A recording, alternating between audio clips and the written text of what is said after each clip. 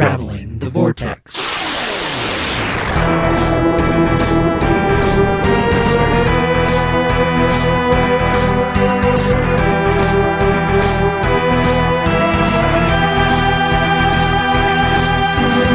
We've joined the Doctor as he travels the Vortex and landed episode number 132.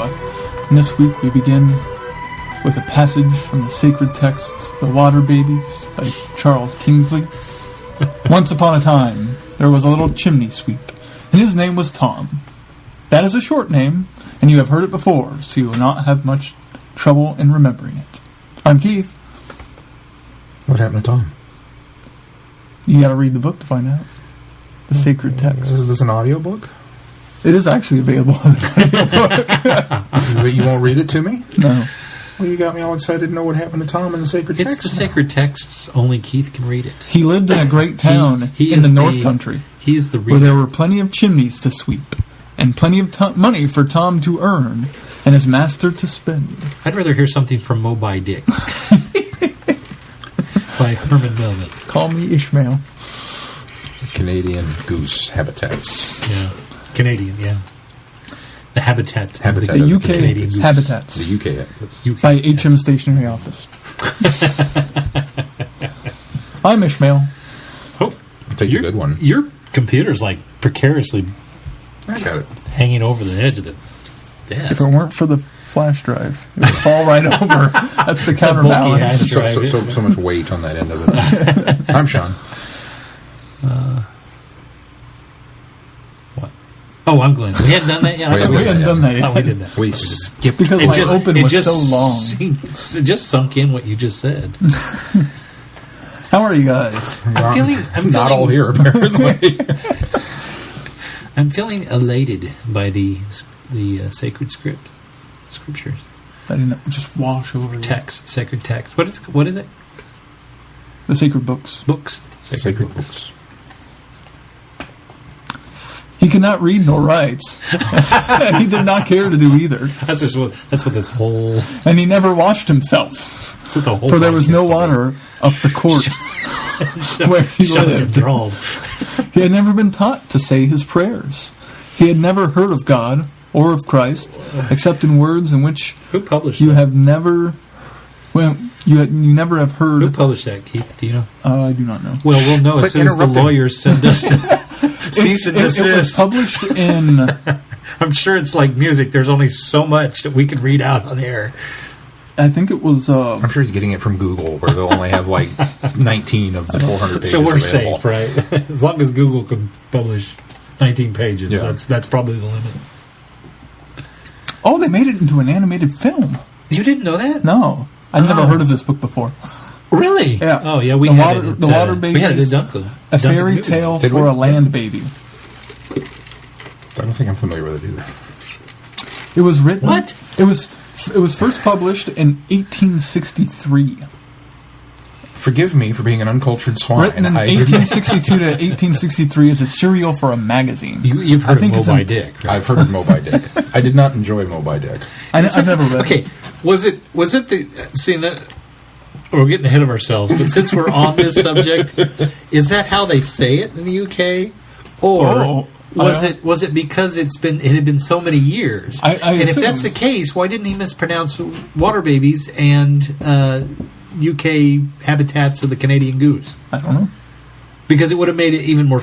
It would have made it funny, and I would have thought it was a joke that he said Moby Dick if the other ones had like one word that was different, like they were just getting it wrong in the context because it was so long ago. But Water Babies, that's a pretty How do you babies. You yeah. can't really mess that one up. And then habitats of the whatever. That's again kind of all of those words are Moby. That's a little weird. That's a made up word. Moby Dick. Yeah, Okay. So Moby. Moby. Moby Dick. Moby Dick. Moby Dick. Insert joke here.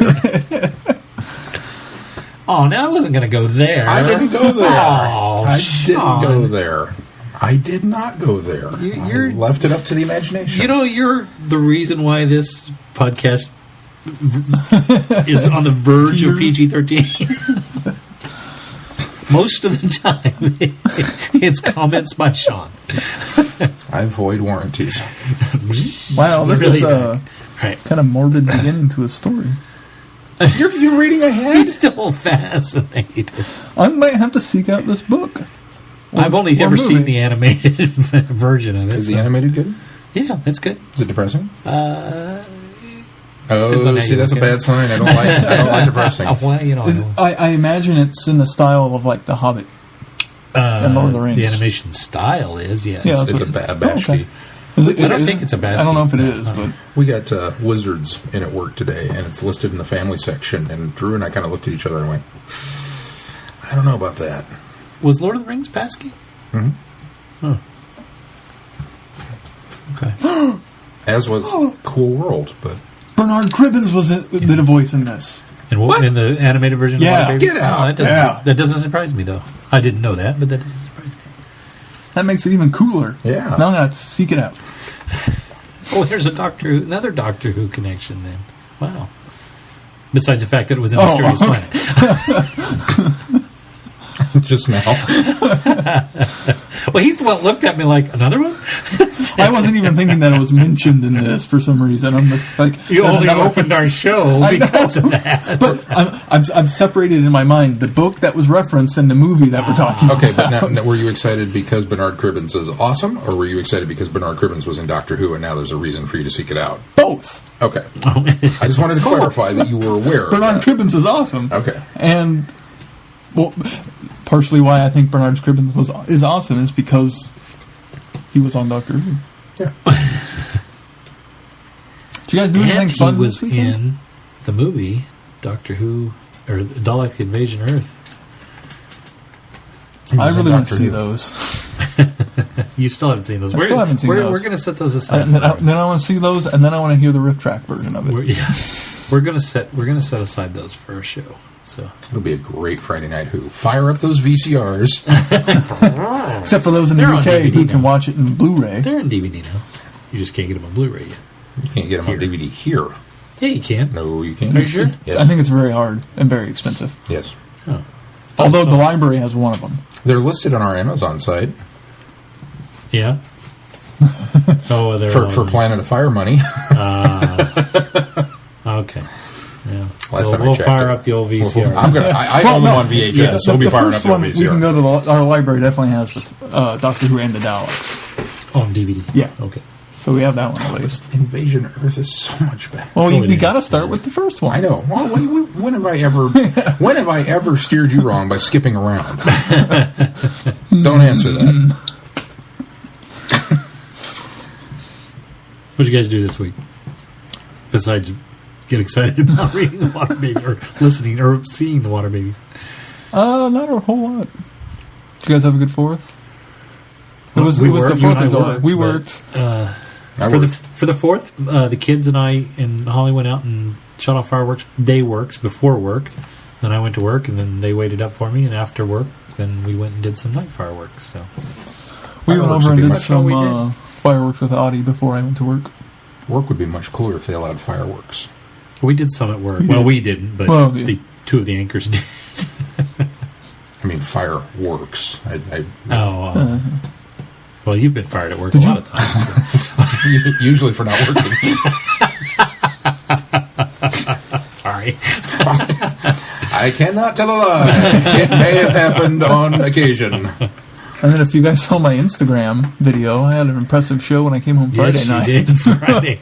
It looked like the lake fireworks. It looked like one of the big Oh man, professional shows. the amount they had out there was... Yeah, it was just. It And must have been it was right in this up over cul-de-sac here. right up Yeah, here, okay. and I had to drive past it, and I was like, don't tip over I'm and gonna die. and just the entire parking lot was just full of smoke.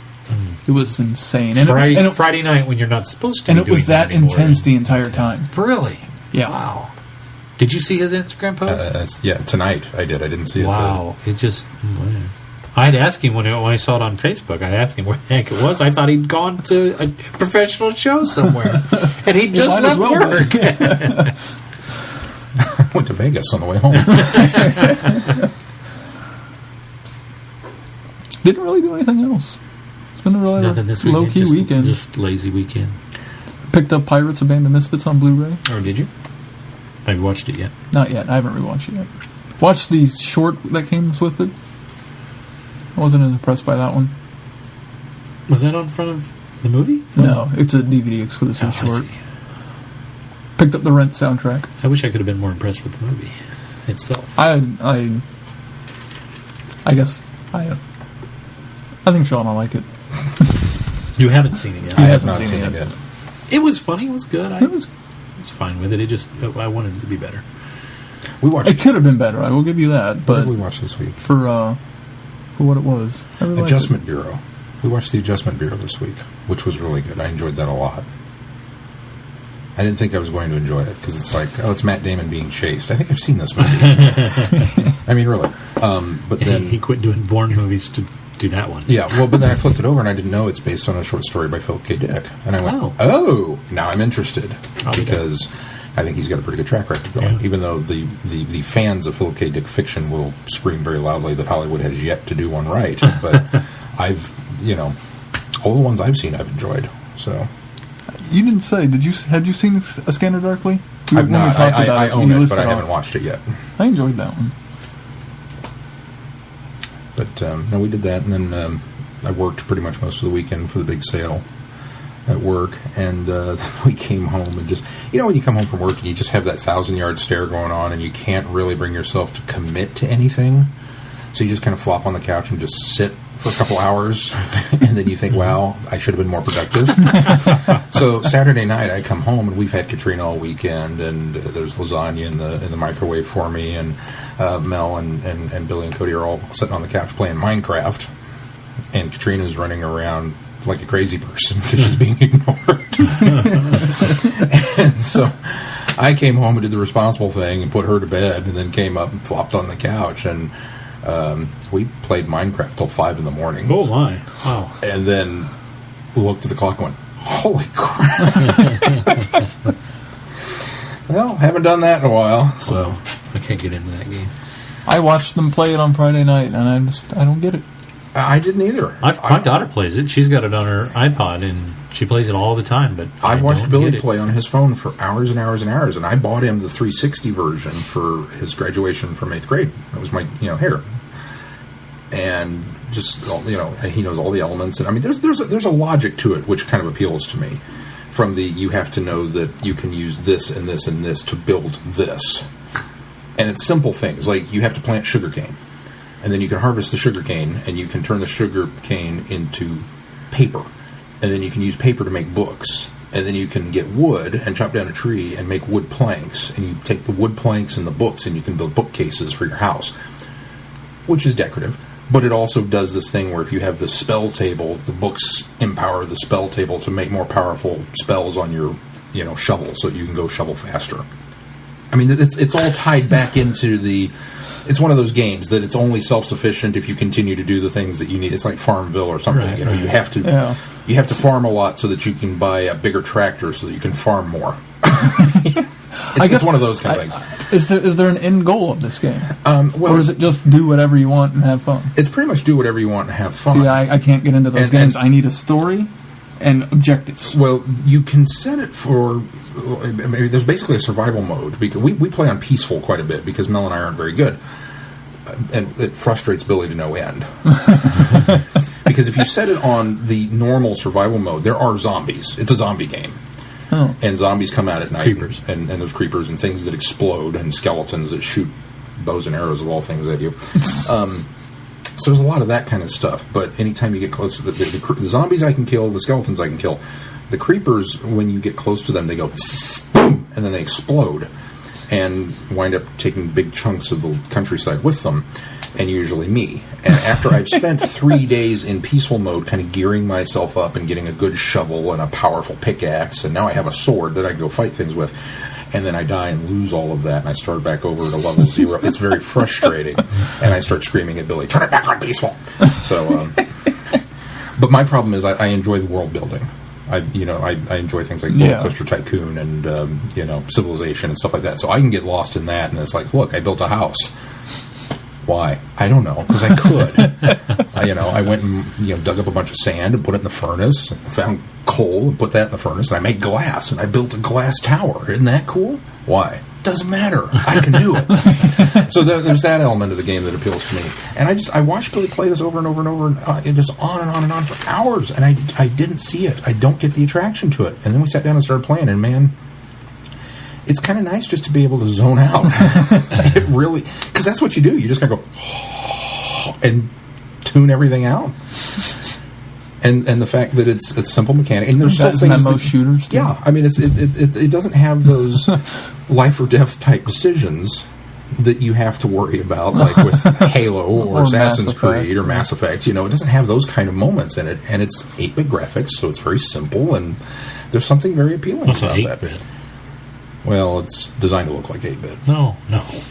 Or 3D. What is the 3D? 64-bit. 64. It's designed to look like 64-bit. I guess I always thought 64-bit looked better than that. It's whatever. You remember Doom, the original Doom? Yeah. 64 was higher quality than that. That's what Nintendo 64 was. It was the 32 bit. 32 bits. What it is. 32. Because that was like Super Nintendo and Sega were 32. What was the Stormtrooper one? Dark Forces? Dark Forces. God, I love Dark Forces. That was a good game. So yeah, we played a bunch of that and then looked at the clock and went, ooh, yeah, it's time to go to bed. 34-bit. In fact, that's where I'm sure Mel is at home right now, going down in the cave and mining. Because she's got this thing. She sees a mountain and is like, that needs to be hollow. And so she'll go in, just, How many pickaxes did you go through today, hon? 7. Okay. And there's nothing more frustrating than getting down there and finally hitting the coal strike. It's like, oh, look, it's all over the walls. We found it again. And you break your pickaxe, and it was the last one. And then you have to go back and make another one to come back down and get the stuff. Oh. We went bowling today. Did you? It was fun, yeah. The kids and Holly and I. We were supposed to go disc golfing today. What happened to that? You stayed up till 5 a.m. Because I talked to him about it, and then we were thinking, well, what will we do? And I told him, I was like, well, maybe we'll go play Rice, because I know Glenn hasn't made it over there yet, and we'll call Glenn and ask if he wants to go. And then we didn't get up till 2. Because we slept all day. So I'm sorry. So I got up before you. Sometimes you can do that. I'm sorry that you had to play bowling instead of going disc golf. No. It's Minecraft's fault. No. Earlier in the week, I got my little present. Tell us about your present. Yeah. Well, interestingly enough, Caitlin and I joined Regenerate for the big Doctor Who movie watch along, which I suppose we should talk about this since apparently we missed talking about this last week. Well, we talked about it, but we didn't realize that the numbers we talked about were official. Oh, that's still the post. That's what I was getting that from. Oh, it was 84 countries, 10,000. I don't think we mentioned nearly that. 10,000 people. I think we just that said came out after we recorded. I think we just said there were a lot. That could have. Anyway, 84 countries.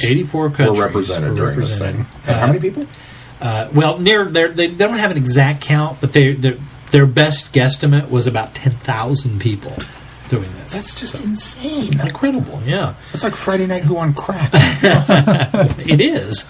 That's exactly what it was. But anyway, it's a good thing we don't use Google Plus.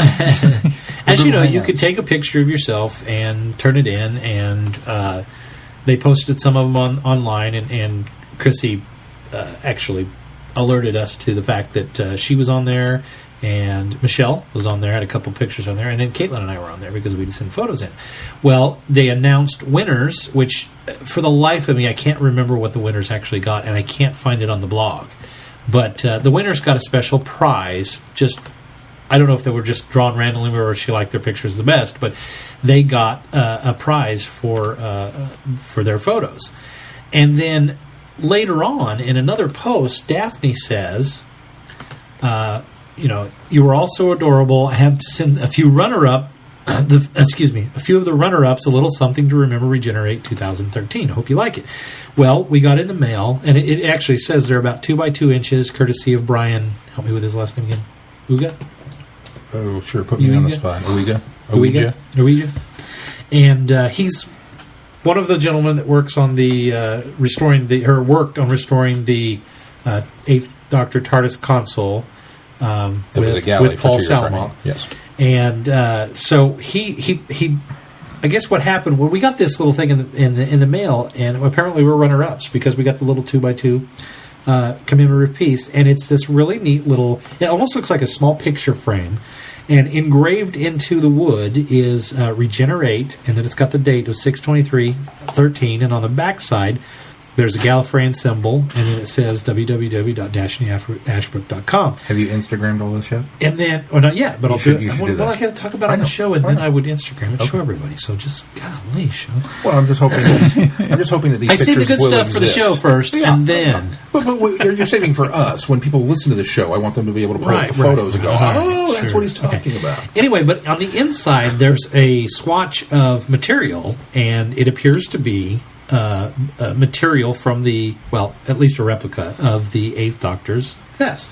So His waistcoat. Waistcoat, yes, USK waistcoat. And I'll admit that I wasn't sure of what it was, and Sean kind of helped identify that. So, but it's really neat. It's a little piece, and again, we'll show that to on Instagram and whatnot, so that our listeners can get a look at it. And we're certainly grateful from Daphne that we were runners-ups, and we got it. It was addressed to both Caitlin and I, and it's pretty neat. So there you go. And now I'm even more envious that I couldn't jump in on this. Because you were at a baby shower. Because I was at a baby shower. But it's very cool. Shall we move on to other news? Let's do so. You looked at me like I had. I think Glenn had the first one. Over the past week, John Barrowman. That was the first one. Married his longtime partner. I don't know his name. Scott. I don't know Scott. Congratulations, John. Scott Barrowman. I don't know. Did one of them take the other's name? I don't know. Is he no longer John Barrowman? Is he now going to be Scott? Whatever Scott says. I would assume that he would keep John Barrowman just for no other reason as a stage name, but I suppose I could be wrong. Jada Pinkett Smith did become Jada Pinkett Smith, so it's true.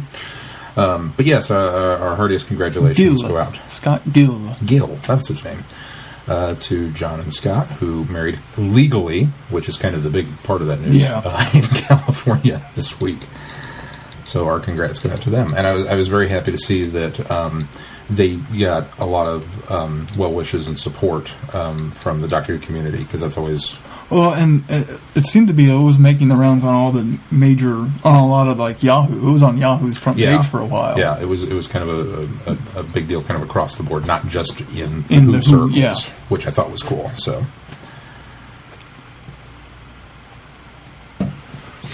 congratulations to them and many happy years. Very, very happy for them. That's very cool. And in related news, there's still no news on Torchwood. That's just it. Torchwood still not on. Okay. So I have to tell you this real quick.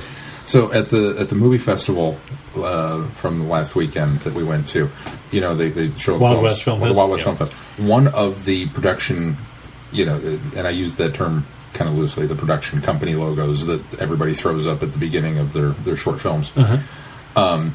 I don't remember a title. I don't remember that there were any words with it at all. It was just a black and white clip of what appeared to be a cowboy, and there was a horse laying on its side on the ground, and the cowboy's literally punching the horse, going bam, bam, and he's just beating on this dead horse. And I laughed so hard. And I was like, I am going to have to find that clip, and that's going to become the Traveling the Vortex production company. It's beating a dead horse. And I thought of you guys. I laughed so hard at that, and people kind of looked at me like, "What's wrong with that guy?" Private joke. Glenn, what else is in the news? Well, you're the one that had the other one. Did I? Oh, San Diego Comic Con. Yes, San Diego Comic Con. They have announced that Doctor Who will be represented at San Diego Comic Con this year. And I got away from it. I should have pulled it up earlier, and I apologize because I get after you guys for doing this. They announced the details this week, and BBC America presents the Doctor Who 50th Anniversary panel featuring Doctor Who stars Matt Smith and Jenna Coleman, award-winning lead writer, executive producer Stephen Moffat, an Adventure in Time and Space star David Bradley, and award-winning writer/executive producer Mark Gatiss. So they'll all be there answering questions, and they'll have a nice little panel on the 50th anniversary, and maybe Matt will talk about his leaving, and perhaps there's been some speculation, and Sean even postulated this, that they might make an announcement. Yeah, make an announcement of the next Doctor. So, what kind of announcement, Glenn? Like a casting announcement? A casting announcement of the next Doctor. That's of the next Doctor. They can make an announcement about the next Doctor all they want. He's coming. That's not it. I don't care. Didn't we already have that casting announcement? Oh, you mean he might be there? He might, maybe. Oh. But no, I mean, you have to say casting announcement, because if you just say they might have an announcement about the next Doctor, it could be, he's going to be in the Christmas special. Oh. There's an announcement for you. It's like, that doesn't who the next count. Doctor there will you be. Go. That's the important part I got of that. I got you. So. And maybe he would be there. That would be really kind of cool to be able to. It would make sense to present him. Imagine the room going nuts if it was something like, and now we present the next Doctor, Robert Downey Stephen Jr. Fry. Stephen Fry. Trying to get in there. Really, what they ought to do, just to mess with everybody, is Robert Downey Jr. David Morrissey. David Tennant. No, David Morrissey. Oh, now the next Doctor. The next Doctor. Ah, I get it. That's clever. Because he's probably going to know who the next Doctor is. He's probably going to be there for the Walking Dead panel anyway. He's probably going to be at San Diego Comic-Con. That would be awesome. That'd be hilarious. Here's the next Doctor, David Morrissey. And everybody goes nuts. I don't know why you're all so excited. That was for something I did 2 years ago. And then slowly... the realization would hit everybody. The room quiets and goes, oh, I get it. Boo! Well, excuse me, I got to go to Walking Dead. That's all the news I had. But BBC has announced an official convention again. The BBC, not BBC America. The BBC. At London XL, Friday the 22nd, Saturday the 23rd, and Sunday the 24th of November. Those dates don't work for me. I'm planning a big 50th Doctor Who shindig on that weekend. Well, that's what this is. Oh. It's the official 50th celebration. With Matt Smith, Sylvester McCoy, Colin Baker, and Tom Baker. Ooh. And many other people. And many other people. Well, behind-the-scenes people to talk about other stuff, you know. So, 4, 6, 7, 11. Yep. That's pretty cool. I'm jealous. Yeah. I would love to be there. That'd be so awesome. Oh. If any one of you in the UK have booked your tickets already, we would love to have some traveling correspondence. And there's even a limited edition TARDIS ticket. You should be our frog on the street. Glenn's busy. He didn't get the joke. But yeah, write in and tell us what's going on with that, because that would be awesome. I don't know. Do you think British convention fans are as fanatical as American convention fans? From what I've heard, yeah. From what I've heard, they're not. Oh, really? Yeah. In fact, you'll hear a lot of the actors will come over from the UK and they'll say, remembering that wrong. We don't have this. I mean, we have conventions and people are fans and they come, but they're just not as fanatical as fans are here. The fans here are the true definition of fans. So. Great or weird. Standard tickets are £45 for adults and $20 for kids. Is that a lot? Double that. It's lower than £45 would be $90 American. So it was lower than that for the official convention last year, wasn't it? Yeah, or it was higher than that. Higher than that. Actually. Yeah, this is lower for more people. They're making sure that everybody. Has access, a lot of people bemoaned about the cost of it last year. Well, yeah, because it was like £90. Yeah, I think you're right. Yeah. Which is what the $95.50 is what the limited edition ticket gets you.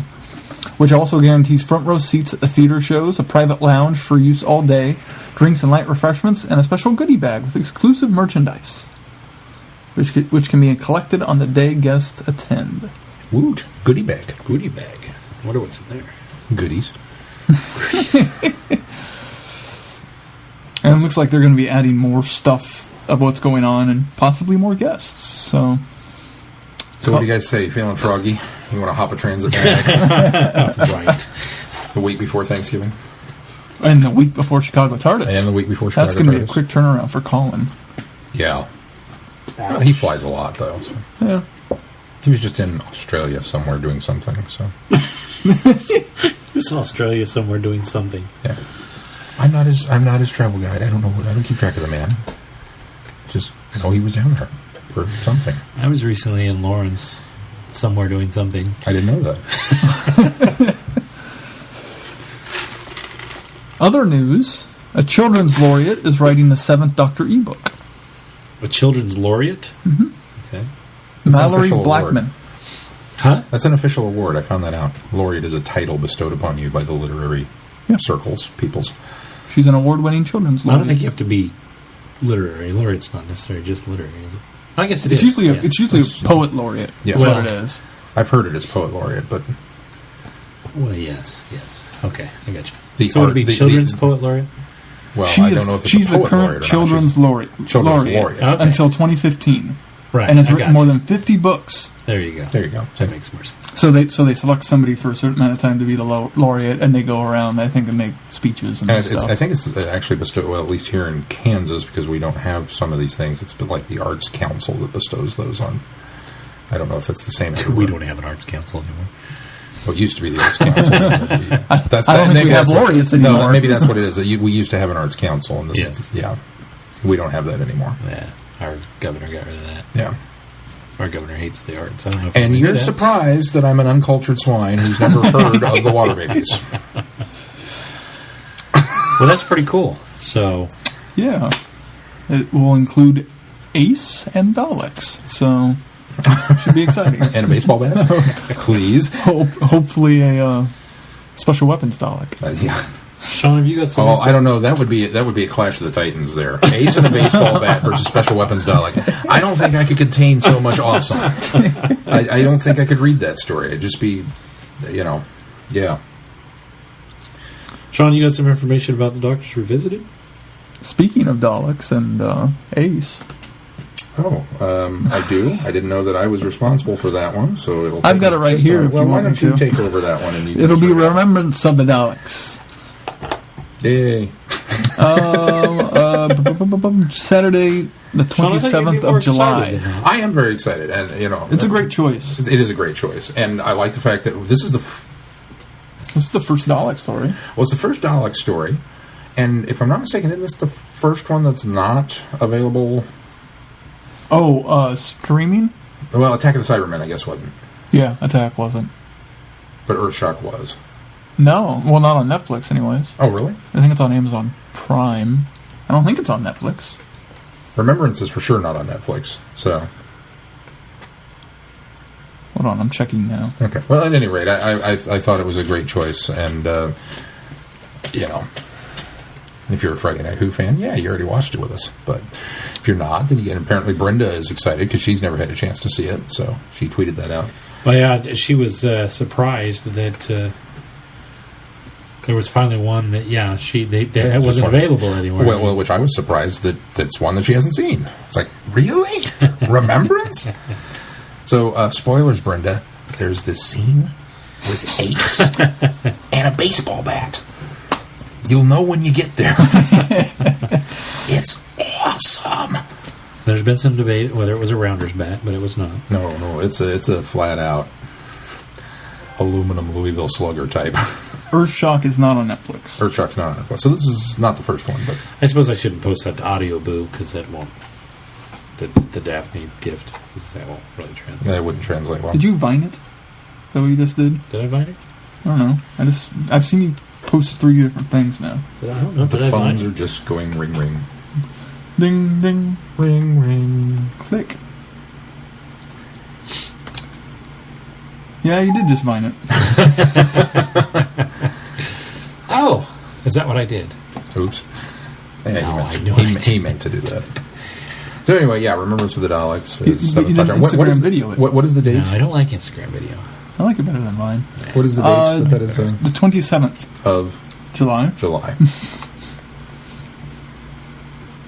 because it's the 7th Doctor. 7th month. Well, but we're doing it differently. We're doing it correctly. We're doing it correctly? You think so? Yeah, I do think so. I don't know. It seems like if the rumor's true, or the speculation's true, that a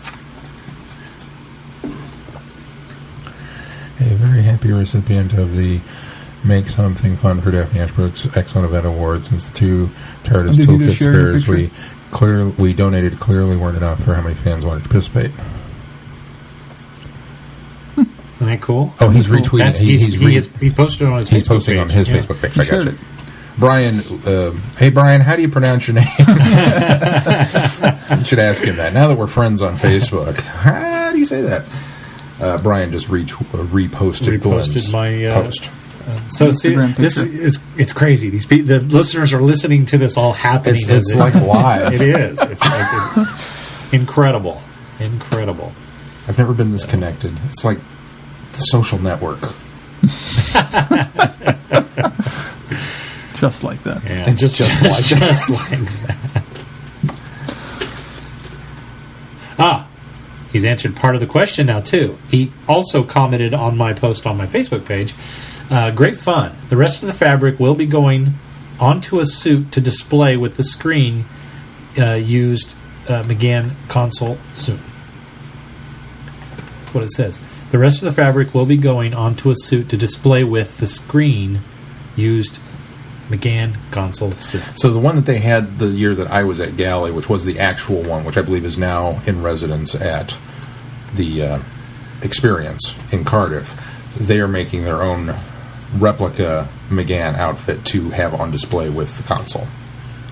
Which is where you're... That probably confirms that it's a replica, but it's still cool. Oh, it's super awesome. Yeah. No, we absolutely love it. Absolutely love it. All right. Do we want to touch on the last bit of... I do and I don't. I think since we've kind of always said that it's not so much that we want to report the news, but we want to report our reactions to it, that I'm okay with talking about it. All right. That's true. Well, why don't you set it up? Because you kind of brought it to our attention. Keith and I hadn't heard anything about it. I missed this last week. I didn't find out until after we'd recorded. But Castorboris .com is reporting that there was a bit of a not-so-cool thing that happened last week. Star Fury Events... and I'm reading this from their website. Star Fury Events, who organize many conventions, including this weekend's Return to the 11th Hour, which would have been over the 4th of July weekend here in the States. So if anybody went to that and you want to send stuff... Yeah, let us know if you've got any feedback on that. Have remarkably alienated a huge swath of their potential customers and thereby put their business at risk by inexplicably attacking former Doctor Who star Colin Baker on Friday. Now, this was posted June 30th. Castorboris goes on, we wouldn't like to speculate on the atmosphere at the weekend's event, which Colin was not invited to, or Colin was not involved with, in light of this. And the official tweet from the official Star Fury Convention's Twitter account is, quote, he's going disguised as Colin Baker, fat, ugly, and gray.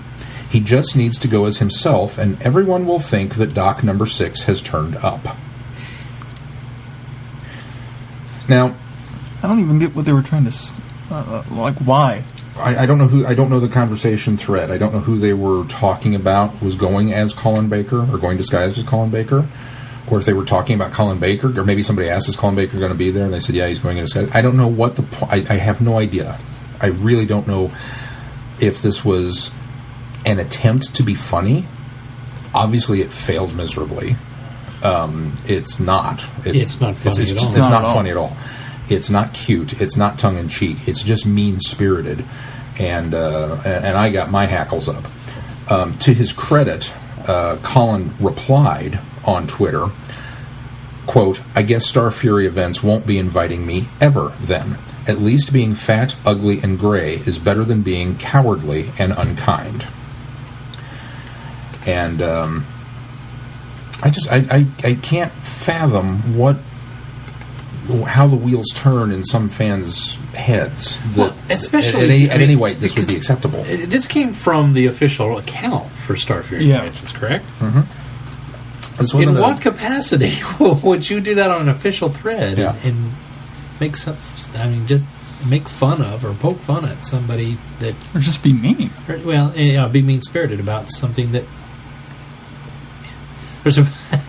I don't know. I'm just. I know that obviously, we all have access to the Traveling the Vortex Twitter handle, and I'm sure there are probably things that I've posted, which, as you point out, sometimes were questionable on on that PG-13. But at no point in time would I like to think that I went so far, so blatantly over that line of. No, I don't think you were. Of not only taste, but content and material, and I don't get it. Now, you said that you looked up and Star Fury has apparently apologized? Star Fury has apologized on their Twitter feed. Now, I think they've removed the actual tweet, because that is not on this feed now, but they addressed Sawbones Hex, which is obviously, Colin's feed, and so they are a Twitter handle, so they addressed him directly, and it said, I wish I had it up still, but it had something to the point of, apologize immensely for the post, and that I should think before. Sincerest apologies for the thoughtless posts in the future. I shall think before I type.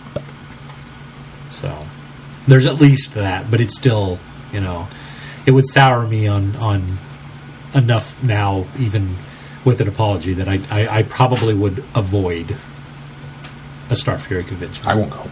Does that say when it was posted? The first tweet was posted? The first tweet was posted on...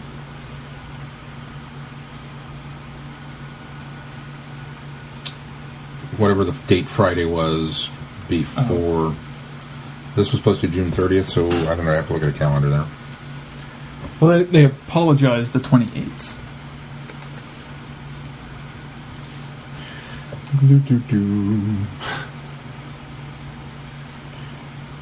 So the 28th was Friday. So they apparently apologized right after. Yes. Well, I'm sure as soon as it was responded to by Colin himself. Well, he didn't at them in his tweet. Oh, he did? Yeah, no, he didn't. Oh. He didn't at them. This is... I don't know if this is interesting or sad or what. According to the screen cap post here that Castaboris has up, the Star Fury convention comment got 2 likes. Ooh. Which I don't quite get. Maybe this was a Facebook post instead of a Twitter post. I just went through their Facebook. It wasn't on there. But there's a little thumbs up thing, which I don't get. But then Colin's reply has 148 retweets and 155 favorites. So the little spat of the words, I think, obviously came down in his favor. And then the Castaboris comment thread is full of how dare they and just incensed fans, which I'm kind of glad to see that the fans are out. Oh, yeah, absolutely. But just at what point does picking on a 70-year-old actor become fun? Yeah, I don't get that.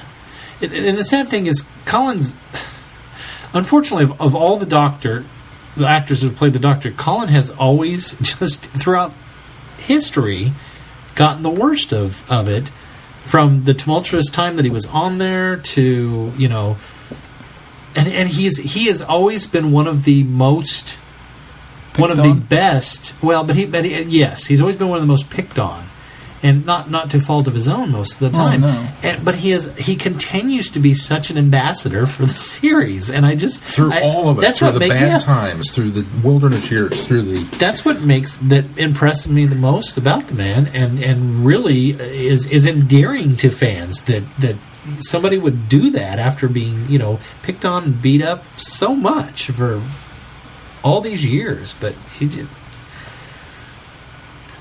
unwarranted. I don't know. My humble, unofficial, not affiliated with Traveling the Vortex opinion. Shame on you, Star Fury. Absolutely. And no, I will not be parting with any of my hard-earned pounds or rubles or wherever you happen to wind up. I will not support your events. That's what I have to say about it. We can't do much because I think we determined they're a UK-based convention. Someday I'll go, and someday I'll say. No. Nope. On that day, I'll post a little Vine video of me outside the convention going, I flew all the way over here for this convention and found that it was Star Fury, and I'm not going. And instead, I'm going to spend my dollars on the Wonder Wheel. Gosh, I'd hope you knew it was Star Fury before you paid so much to go over to... The Wonder Wheel? What's the Wonder Wheel? The eye. The eye.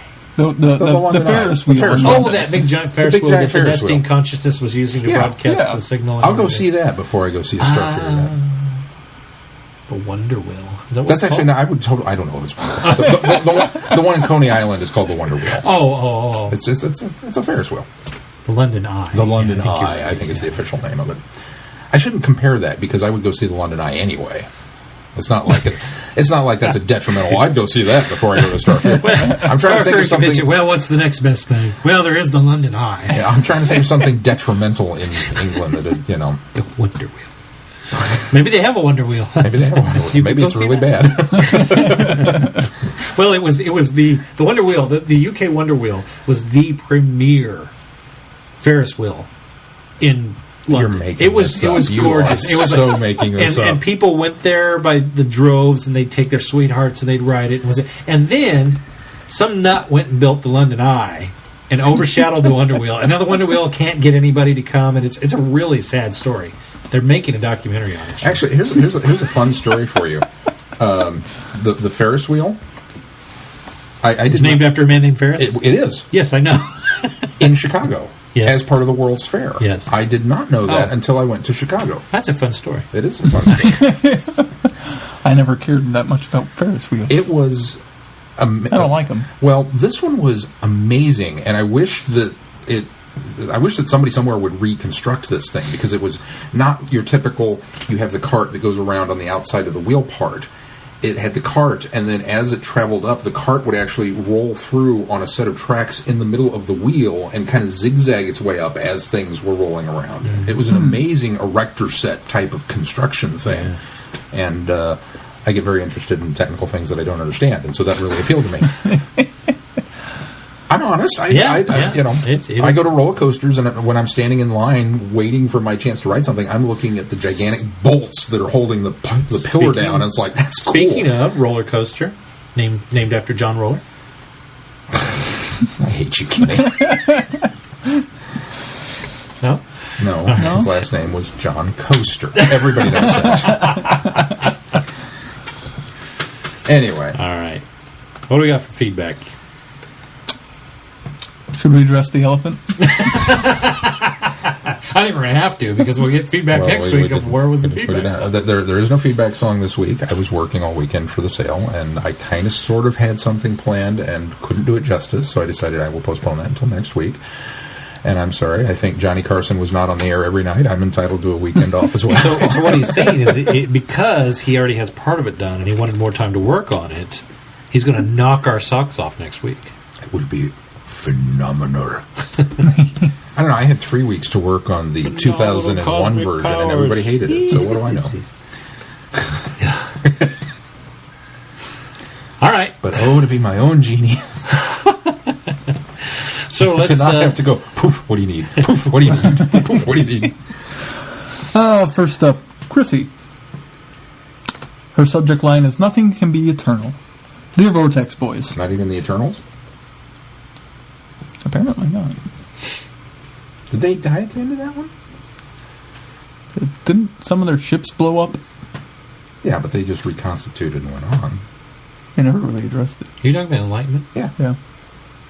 No, they really. I missed that. They obviously went on because they were. Well, I missed that week. They I don't remember where we were doing, but I missed that week. And they ran watched the special edition. Yeah, they ran from the Time War. Remember? So they were still around. So the Eternals can't be eternal. I don't think all of the Eternals were in the Enlightenment race. So I think that was just a select. It was every one of them. Every single single one of them. 5. I'm sorry.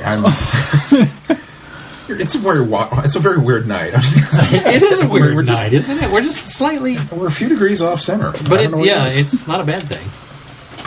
It's been fun. She writes, "Dear Vortex boys, John Coaster, Sean, you should put together a compilation of your feedback songs on a special download." Oh yeah, you could have done a best of tonight. They get better every week, barring that. A medley.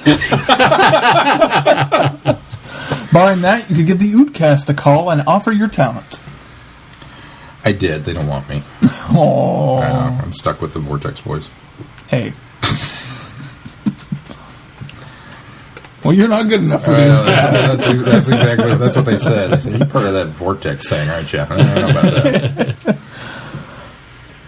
You'd be dragging our podcast down into that PG-13 rating. I'm not sure we're ready for that. She continues with, I don't know if you've seen the picture of the TARDIS console from an adventure in time and space at Paris Comic-Con.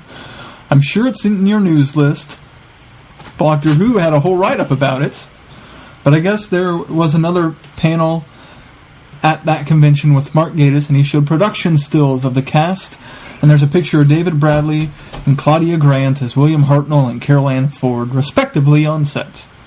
It'd be really impressive to see them reversed. Yeah. We did. We looked saw at those pictures. some of those pictures. We haven't retweeted them or we didn't, reposted because them. we were just talking about them right before we recorded. Yeah, that's I don't know exactly why we right. didn't include that in our news. Have you seen the pictures of the set, of the console? I did. Actually, I saw that earlier on in the week, I think. Yeah, that came out early this week. It's pretty impressive, and it's weird to see that console in color.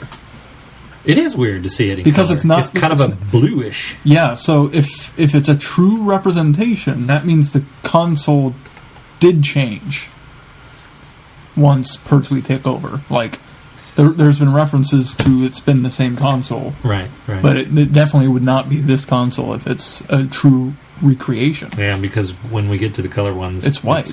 Yeah. Unless they've repainted it. I mean, I guess the doctor could have gotten bored and just... well, let's make it white now. 2 coats of paint. Let's whitewash it. When I saw the pictures on Twitter, I pretty much had to pick up my jaw off the floor because the whole thing looked absolutely stunning. We thought so too. Especially the pictures of the 2 actors, I thought. She continues, I could have sworn I was looking at a photograph of the actual production of Doctor Who back in the 1960s rather than a recreation of the scene 50 years later. Kudos and props to the cast and crew of this special.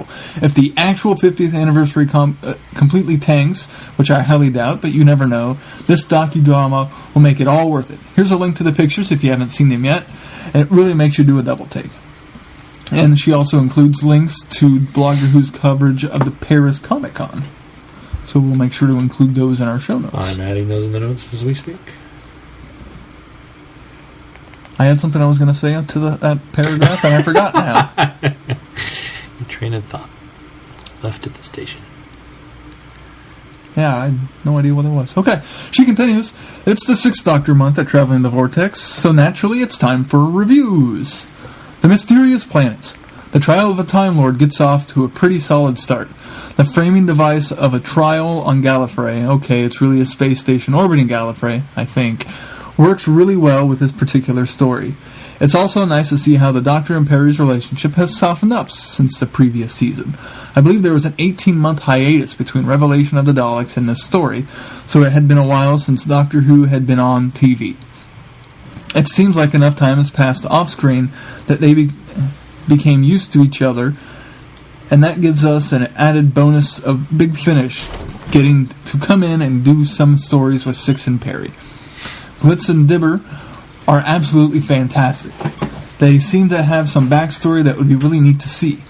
I think next year at Galley, we should corner Nicholas Briggs and ask him why those two don't have a Big Finish spin-off the way Django and Lightfoot do. Mm-hmm. I would totally listen to a Glitz and Dibber audio series. Anyway, Mysterious Planet, thumbs up. Prisoners of Time 6. The plot continues to thicken, doesn't it? At first, I thought Frobisher was just there as a nod to him being a spin-off companion, but it turns out he's actually a plot point for the entire series. Now the big question is, what happened to the real Perry? The story was pretty good. We got appearances from the Autons and the Master, and there's also a colonized Antarctica in the future. Yeah, I like this one. I don't have a lot to say about it other than that. That's all from me. Talk to you later, Chrissy. Are you going to post the link in the show notes to these Doctor Who pictures of the console? We just talked about this, Sean, while you were gone. God, these are phenomenal. Had you seen those before? I had not seen these before. I'd seen just the 2 that we talked about earlier, pre-show, but not the actual console ones. It's really impressive. Moose, you've got your work cut out for you. I have seen the future, and it is 1963. I have seen the future, and it's in the past. Aww. My iPad crashed. Aww. Alright. Next up is Holly. Holly Mack writes, number 132, Trial of a Time Lord, The Mysterious Planet. What show number are we on? 132. What's the actual number of Trial of the Time Lord Mysterious Planet? Is she referencing us, or She's referencing us, because this is 144. Oh, wow, that would have been weird. I'd have got so much credit for that, but no. Because each one of them would have followed, because we're doing them all in That would sequence. have lined up. I should have waited. 144, Why what didn't that I put us wait? at? October? November? That would have put us up right We'd have been against out of 50th. the sixth Doctor era. Too. Yeah. They would have put us up right against the 50. It wouldn't work. Oh, well. All right. Hey, guys. An interesting start for the season. The first appearance of Glitz. He's a very interesting mix of smuggler and scoundrel. I don't blame the Doctor in the least for wanting to defend himself while on trial after some of the things his fellow Time Lords have done to him. The Immortal is an interesting robot, to say the least. He was right that the Doctor was trying to escape, but I also think the Doctor was right as well about the power source getting ready to explode. How was it pronounced? Katrika? Katrika, thank you. Katrika, Murden, Balazar, and the other dwellers in this version of Earth were interesting. Although I do have to agree with Drathro that his two blonde assistants could be draining on the nerves. The Doctor's ribbing at the Valeyard was somewhat humorous, and I could see his points as well, and the Inquisitor's growing anger at both the Doctor and the Valeyard trying to one-up each other in front of her to rule in their favor. Looking forward to seeing where this is headed, and everyone else's thoughts on this story. Holly from Wisconsin. And thank you, Holly. Thanks, Holly. Absolutely.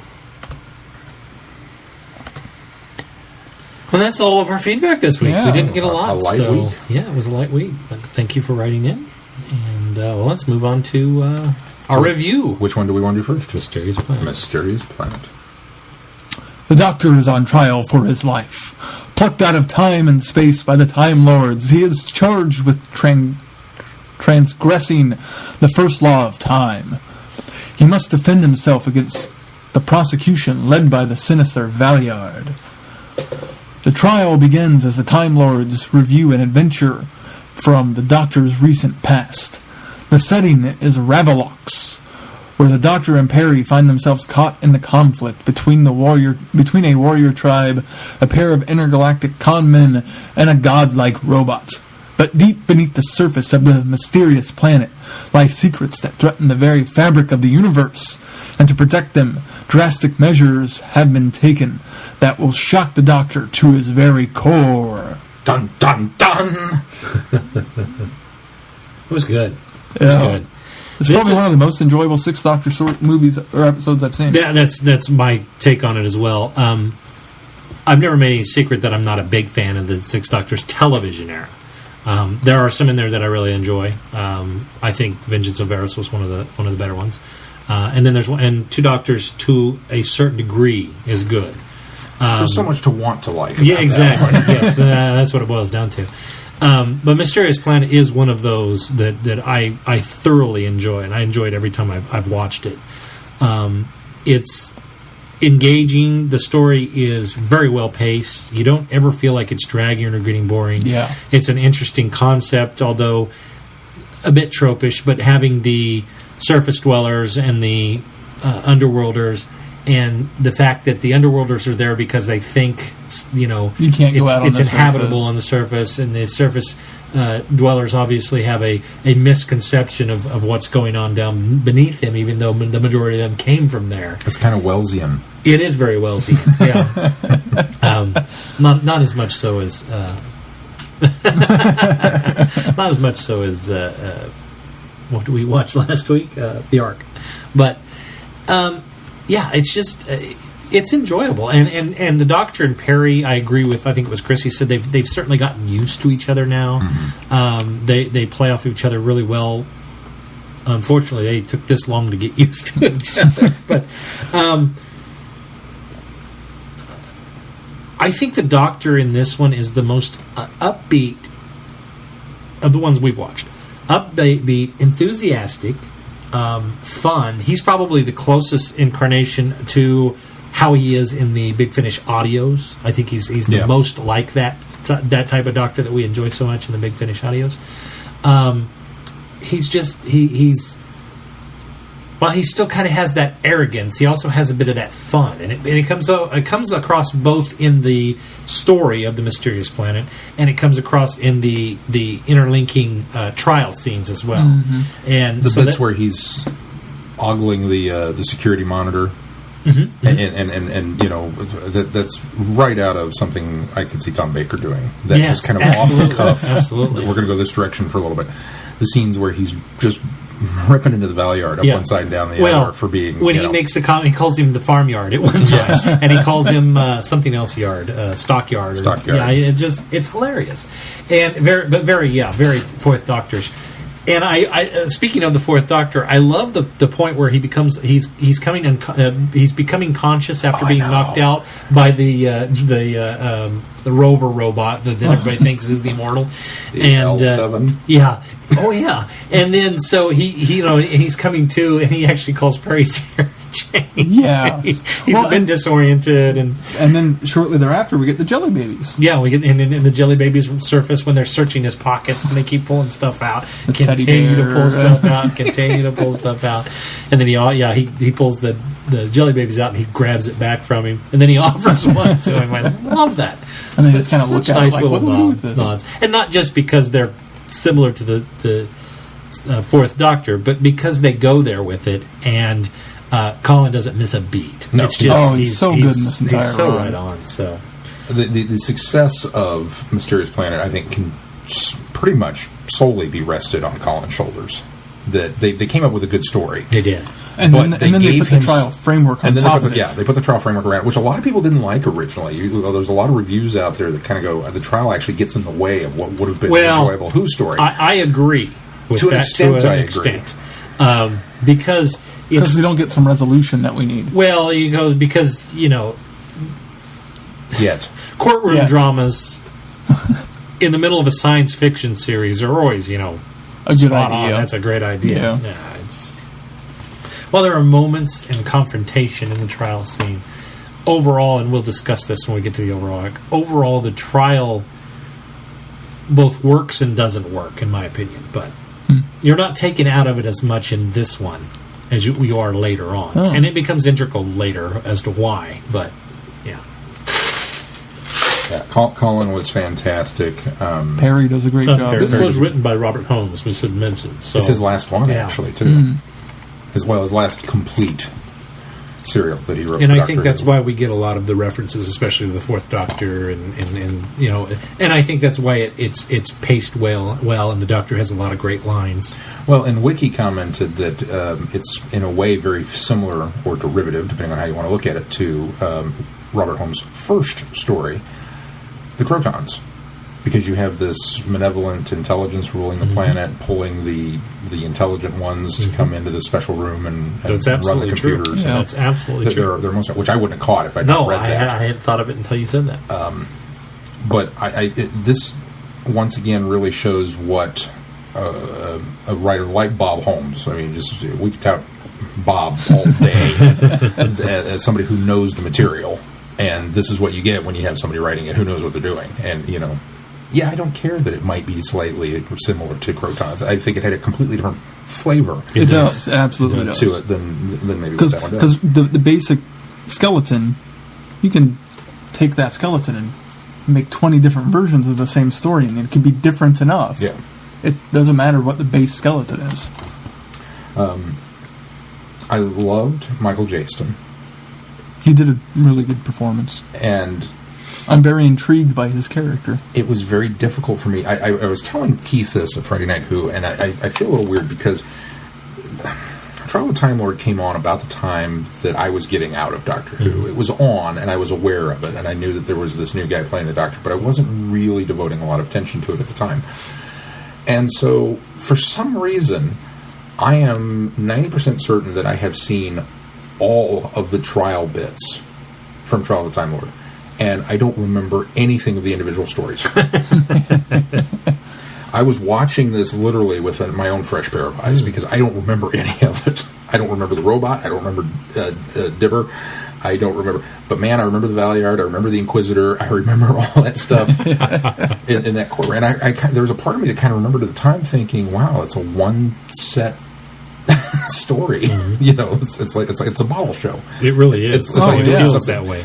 Because, I mean, while we have the outdoor scenes, we have a lot going on in that underground. And that main tunnel area where they come in, too, where it's actually the London Underground. But I thoroughly enjoyed it. I thought it was a great story, and we had a couple of comments from people that when we were like, "Oh, we're watching this for Friday Night Who." There were a couple people out there who were like, "Oh, that's not a very good one," or "Oh, it's terrible," or "Oh, it's this." And I'm always reluctant. Did they watch the same thing we did? I'm always reluctant to chime in with people when they say things like this because there is that fan perception that Talon Win-Chang is great. No, it isn't. I'm sorry, guys, it really isn't. And so I think a lot of those same people that go, "This is great," turn around and look at things like this and go, "This is terrible." And I disagree 100%. I think it's enjoyable. I think there are a few plot missteps. There are some things wrong with the structure of the story. Well, Perry's sorely underused. That is one of them. The others are more storytelling aspects, but on the fact that we don't get a resolution. But that's going to come later. So it's stuff that you can't necessarily pick apart because it really wasn't meant to be an independent story. It was meant to be the first part of a whole season-long entity. So maybe that's where they were going with it, that it just didn't make any sense. I don't know. But I disagree with them. I think it's also, without giving anything away... Yeah, tiptoe carefully. Yeah, I will. Because, I mean, I'm on my third go-round now on Trial of the Time Lord. And you stay off the intraweb. I haven't been looking at all. So, but at first glance, when you see this, it feels a little bit like, they did a Doctor Who episode, and then they decided to write this trial story feels like around it. We need 4 episodes, and we only have enough main plot for 3, so we're going to do the trial to fill out the rest of the way. It comes across that way. It comes across that way. Yes. Later, there's a payoff. I would hope so. There was more thought put behind this. But it comes across that way, and I can see where a lot of people might feel that it does that. But when you've seen the entire run of Trial of the Time Lord, it pays off. It certainly does. The next one doesn't so much, but no, it's the next one after that. The third one. Yeah, the third one doesn't so much. Terror of the Vervoids does not. No, because it's Mind Warp, Terror of the Vervoids, and then Ultimate It is Mind Foe. Warp. Okay, yeah, no, Mind Warp's the one that. I liked. Well, I'm going to nitpick a little bit. Some of the characters in this felt derivative and cliche. The queen of the tribal people. Hey, it's a woman. Okay, full props for that. Because it could have very easily been king of the tribal people. But I like the fact that she was there. I jokingly called her the Merida from Brave. Brave. Yes. The Disney movie. Yes. What about it? This is her 10 years down the road. 10 years down the road. Maybe a bit more than 10. Maybe 20, 30. Because Merida's like 14. Oh, well then 40-ish. But she's got that same kind of, hard living to her. And she has kind of a similar style and similar look. hairstyle. Just uncontrollable. She's a bit hair. She's a bit underused as well, because there's this great setup for her storyline or her reason for being there, and then they dispatch of her in the third story. So yeah, I could see that. That and surprisingly, I was like, wow, they really did that. Yeah. So that and the robot, the Immortal, that it seems like there should have been more to what was going on with this. I mean, so many episodes we get dropped in the middle of something that's going on, but this one really felt like the robot was here for a bigger purpose than I monitor things and make sure everything stays okay. And by the way, my power source is unstable and could cause an explosion that's going to destroy everything. Well, he was constantly referencing waiting for pickup or something. Right. So it's like they were there on accident. And again, I'm hoping that this is one of those things that will get paid off in the later episode. It's just I know that some of the mystery is resolved. I don't know that all of it is. No, it's not. It's just, okay. There's nuggets of it, but no. See, I just got the impression that they crashed there on accident, and he's just been stuck down there and waiting for a rescue team. Am I not right about that? I'd have to watch it again, quite honestly. I was slightly distracted to some of the story. Yes, you're sort of right. It's a machine. What went on Friday night? Katrina. Again? This time it was She's so opening and enamored with closing you. it. Yeah. It's because I actually let her play with the I see. computer. Well, she's gone full circle from She has. running and screaming from you every time you walk She in the doesn't room. run and scream for me anymore either. So. But you're right in that perception to a point. It is a machine that's continually running because it believes it's doing what it needs to protect the device or... Well, no, the it's there in order to sustain life for the The underground. colony. Underground Even though dwellers. it's not needed anymore. Right, it's not, but it doesn't realize that. And there's some of that self-awareness there that's going on.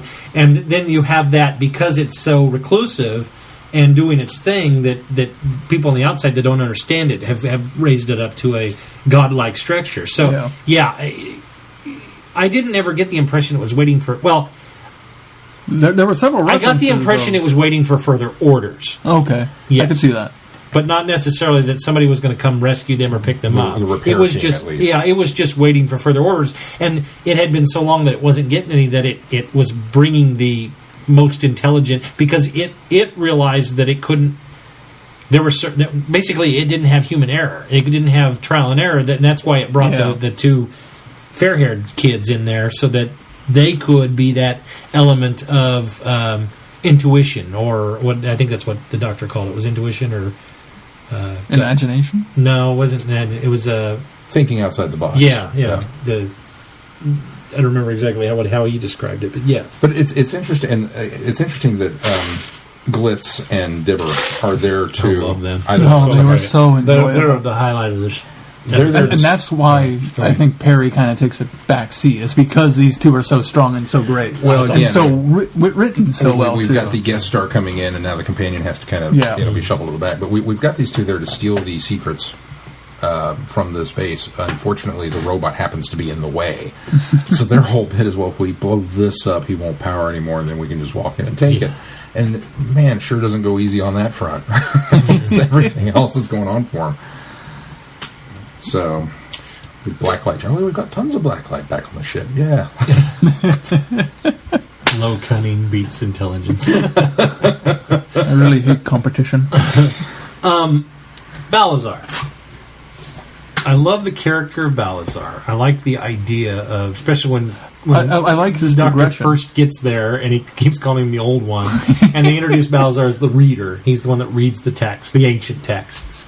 And of course, we talked a little bit earlier in the show when we started the show about the ancient text being Moby Dick and water babies and UK habitats of the Canadian goose, which are fantastic. But I'm so glad that those three titles survived. Yes. And he essentially gets liberated. Well, not liberated. He gets basically sent to the surface by the one guy that's on the inside that's trying to get people out to the freedom camps. And so the story goes on, and then he comes back and gets recaptured.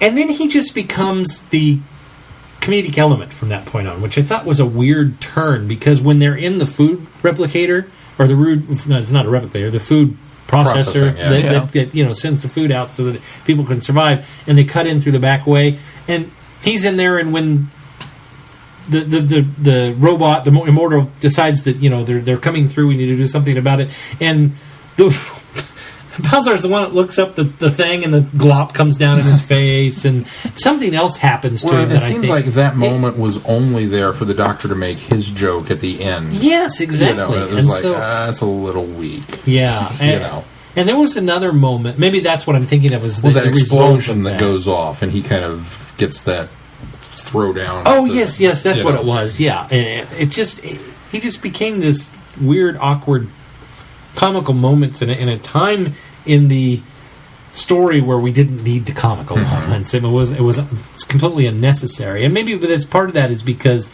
Glitz and Dibber are going to change from being our lighthearted, funny.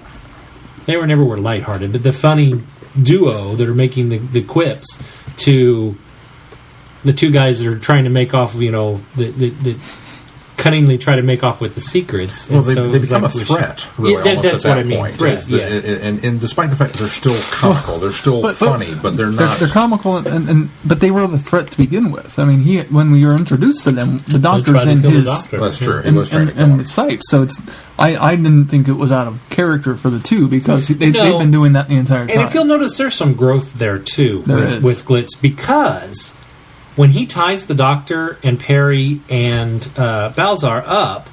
It wasn't Balzar, it was the other guy, the main... Meridine. When they tie them up, as he's leaving, he tells the Doctor what type of knot he used. Yeah. And the Doctor gets out really quick. So to me, that was I respect you now, I'm working with you, I'm still doing my thing, but you need to do your thing. So I'm getting the robot out of here, you can do what you need to do now. Yeah. And not realizing what the consequence is, obvious, because it destroyed the Immortal and the secrets. But then the Doctor getting out of the knot. So I don't think that was the Doctor being I've just thwarted you because I can figure it out. No. I think it was more Glitz saying that absolutely. glint of, this is the knot I use, by the way. Yeah. So Glitz's character grows, and you become you're more rooting for him as it goes on. So he's less of the mercenary. He's on Solo. Oh yeah, pretty much. That's really what it boils down to. Well, I thought Balazar had some nice growth, despite being used for comic elements he too. Did, but I think that's the problem I had with it, is the fact that he was the bigger problem, and then he was growing, and then he kind of defaults back to how he was at the beginning, at the very end, and then it's like, why? But I really liked up until the comedic moments. I thought his character growth was interesting and very fascinating, and how he just accepts all this stuff so gracefully when a lot of it's going against his entire belief structure. Mm-hmm. I was impressed by that part. Meridine, the actor that played him, is Tom Chadbon, who previously appeared in City of Death. Duggan! I thought he looked familiar. Oh. I totally thought he looked familiar, and it didn't even occur to me. Me either. I had the same reaction. It was like, surely this guy's been in Doctor Who before. I kept looking at the guy going, he looks like me. He looks so entirely familiar to me. Bye-bye, Duggan. Oh. So there's that. This is one of the things I think is... Now, obviously, this particular serial had a very difficult gestation and birth period due to everything that was going on behind the scenes. 85, BBC announced Doctor Who's canceled. There will be no 23rd season. Everybody gets up in arms. The press gets up in arms. Fans get up in arms. Doctor in Distress comes out. Where did you get that the BBC said they would cancel it? I'm getting this from Wiki. Okay, because it's my understanding that the BBC never ever actually said they were canceling it. That was that's what was projected by the fact that the Doctor Who was never ever announced to be canceled. Even in the Wilderness years, it was never announced that it would be canceled. It was just the BBC never said that there would be a 23rd season. Does that make sense? According to this, it's the BBC announced the planned 23rd season of Doctor Who had been canceled, and it was only after vocal protests they announced the program was merely on hiatus and would return. Okay, yeah. So a little bit of tap dancing going on, but in any case, they came out initially and said we're not doing a 23rd season. And, we are going to do it, but it won't be until next year. So we've got this. So canceled is probably the strong word. That's the strong word. By saying we're not doing a 23rd season. Yeah. But that's how people interpreted it. So we watched just a little bit of the behind the scenes documentary, and Colin had a fantastic comment. Because they looked at it and they said, we were trying to come up with something, snazzy and epic and cool. And the so-and-so at the time said, well, you're kind of on trial at the BBC, right? Well, yeah. Well, there you go. Do a trial. And they thought, oh, yeah, we'll do this life imitates art or art imitates life thing. And that'd be cool. And they cut to Colin and he's going, so we're doing a trial. Risky. As if to say, do you really want to bite the hand that feeds you now that you've gotten the show back? Which I thought was wonderful. So this is what I want to know. I want to put yourself in John Nathan Turner's shoes. You've got fan behind you. You've got the press going, no, we want Doctor Who, despite the fact that it's gotten a little silly. You get that resurrection. It's 18 months later, but you've got the opportunity. What's the very first thing you do? You commission a model shot of a space station for £8,000. The most expensive special effect ever to date. It looks gorgeous. And it does look gorgeous. Absolutely gorgeous. Beautiful. Oh. What was the thought process behind that? I'll show you. We're going to spend a lot of money. I don't know. Maybe that was the intent. Was if you give me the money, I will put something on that you will go, oh wow. Look. Well, and I wonder if that was part of Jonathan Nathan Turner's intention. Was okay. We've got to really wow the BBC here. Yeah. But then on the flip side, by doing a trial story, as you said, and Colin saying, "Yeah, that's risky," because now, you're biting the hand that feeds you. I also wonder how much of this played into the fact that, JNT was done. He was ready to be done doing Doctor Who, and in fact, already at this point, but he was. I guess he was tired of it. He was ready for somebody to take over. Begrudgingly went into this and did this one, thinking this would be his last season, and then when McCoy came about, and they revamped everything. The BBC essentially said, "No, you're our guy. You have to do it." So it just makes me wonder if part of the $8,000 model shot. If I do this, they're going to fire me. That's not a good idea. Maybe JNT's not who we want. Right? Well, but that's. I want to know: is this the sign of genius, or is it madness? Is this the? It's just so crazy that it might work. About JNT, it's probably a lot of both. He's such an interesting guy. I can't wait to go back and recap everything that went on during his tenure because it's just crazy. I also thought it was really interesting. They have a comment here: from this serial onwards, location work was recorded on outside broadcast tape instead of 16mm film. And it would run this way through the end of the series. BBC wanted to do this from the beginning because it was substantially cheaper. Mm-hmm. John Nathan Turner wanted to do this from the beginning of his run. Because it's easier. Because it's easier. It's easier to shoot on videotape than it is. And the directors were the ones that resisted that change, that they wanted to shoot on film, and they didn't want to go off on this videotape. Because there's a certain look to it. And the interesting thing is, to me, is that it's always been jarring to me to watch old British television.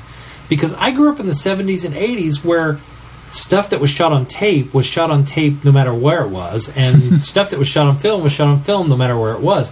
And I'd watch these old British shows when I was a kid, and they'd flip back and forth. Anything outside was on 16mm film, and everything inside was on videotape. And I thought, how interesting and strange and jarring is that when you can do one or the other or both? It was something that I always... both. One or the other, not both. I always subconsciously noticed it, but I didn't have the technical know-how of what was going on until way later in my years, and then finally went and looked at it and started noticing that, wow, this is why. It's because I can tell that's film. I don't know that... I could tell that they were obviously different formats. I never understood why. Yeah. And it has to do with light and things like that. But apparently...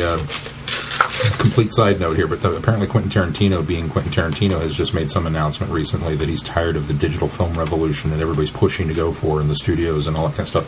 And he's pretty adamant that he likes shooting on film and he wants to continue shooting on film. And even if that means he has to retire and go somewhere like HBO and do something, that he'll do it that way before he converts.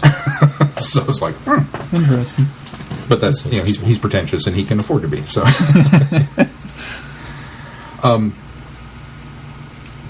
There's so much I want to talk about with this. The model shot's phenomenal. Like I said, Michael Jaston. I had problems. I wish I had talked more to him. I know. When we were at I so wish we'd have done something. I was on the same bathroom schedule with the man. I should have organized something. Every time I was outside, he was smoking cigarettes. Yeah, and then when Mel and I were heading back up to the room, and he was just like, 4 a.m, I can't know if I can do this much longer. He was such a warm, friendly guy, and I really did. I had trouble looking at him in this light. Of him being mean, nasty, mean-spirited, we're going to kill you, I really look forward to seeing more of this play out, and I'm hoping we get to see some of his motivations on why he's putting the Doctor on trial. All will be revealed. I'm assuming. Mostly. I'm hoping. Because so much of this just piques my curiosity. A lot of it... tiptoe. A lot of who is putting the Doctor on trial is answered. Not the why. Why it's particularly the Valeyard that is the prosecutor is, to me, never fully answered. We'll see. Maybe it will be, and I've just missed it every time. I mean, they answer the question. It's just not explored well enough for me. So. Okay. Anyway. So, I don't know. I like Mysterious Planet, and I say poo on all of you that don't. I agree. This has always been one of my favorites, and unfortunately, this one starts Trial of a Time Lord off on a good foot. The next one, I'm excited to hear you guys talk about next week, because it's always been a weird one for me. It's not that I hate Mind Warp. It's I don't know, it just doesn't set well with me for many reasons, which we'll explore next week. But yeah, Mysterious Planet, good start. I think the rest of the trial, the run of the Trial of the Time Lord, has some really high standards to try to live up to now. It certainly does. This sets the bar so high that and if all of them are this good, I'm going to have to go out and buy the box set. Because I can't buy this individually. I'll let you in on a little secret. I did order it this week because I met my weight loss goal, and I thought it was good enough for Sean. It's good enough. Now, my goals are in smaller kilograms. Increments. Well, no. They're mine are stepping stone goals. So I think you had one overall. I had weight goal. one initial. 40 pounds was my initial. I mean, I'd still like to be lower than that, but that was kind of my initial. I'm going to get to this point and get back to my pre-stroke weight. Yeah. See, my first was to get under 300 pounds, and ideally you lose 10. But I wanted to get under 300 pounds, and I got under 300 pounds this week. So congratulations! Thank you very much. So I thought, you know what, I'm going to do what Sean did. I'm going to reward myself. So. And my reward came early because technically I still have 3 pounds to go. Oh, it had to go on the schedule. So sometimes that's close enough, though. Just Keith's fault. It's interesting. Also, before we move on, according to Chrissy, Mind Warp is one of her favorite Colin Baker TV stories.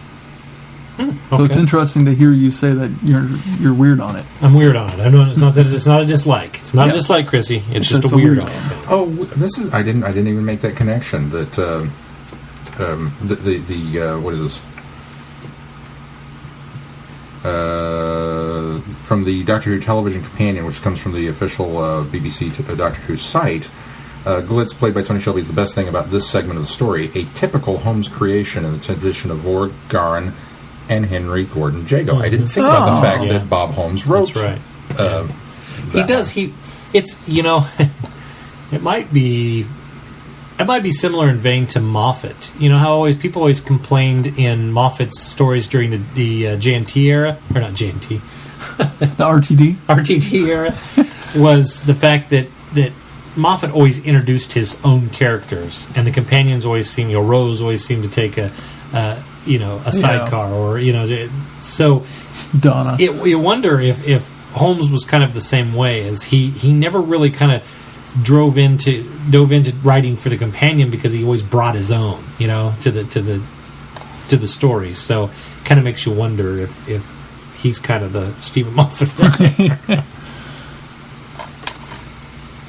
Because Moffat was responsible for Madame de Pompadour and being more of the companion than Mickey and Rose, and Captain Jack, and River Song. Yeah, so Sally Sparrow, which ends up being more the Doctor of the story. Well, that's true. So he always brought his own. Yeah, he really did. His own characters. Anyway, should we move on, or did you have anything else to talk about on the Mysterious Planet? I can't wait to see where we go. Me too. So enjoyable. Too excited, but some things are. All right. Sarah hasn't been doing Friday Night Who. She has to work Saturdays. And she asked, well, how was Friday Night Who? And I was like, it was really, really good. She's like, which Doctor was it? 6? And she was like, really?